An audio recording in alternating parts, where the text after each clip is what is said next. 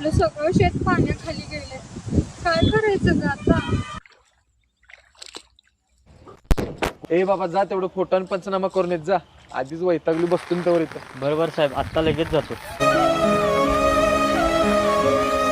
साहेब, शेतातल्या पाण्याचा फोटो काढायला लागला सा. तसं डोळ्यातलं पाणी पण टिपता येतं का बघा जरा. हो, तुमचा कशाला फोटो काढू? आम्हाला साहेबांनी सांगितले शेत पाण्याखाली गेले म्हणून त्याचा फोटो काढून पंचनामा करायला. त्याच्यासाठी आलो आम्ही इथं. ए यार अजून तुझं झालंय का नाही? अरे पुढे लई शेत करायचे, चल लवकर. साहेब, जेवला का तुम्ही? मी काही विचारणं झालो वय. मस्तपैकी आत्ताच भाजी भाकरी खाऊन आली या. दिवसात 3-3 टाइम जेवतो या. साहेब, तुम्ही नाहीतर 3-3 टाइम जेवतासा, पण या जगाला पोसणारा, जगाचा पोशिंदा शेतकरी आज उपाशीच आहे हो. कारण त्याच्या शेतात पाणी आहे, घरात पाणी आहे, सगळ्या संसारात पण पाणी आहे.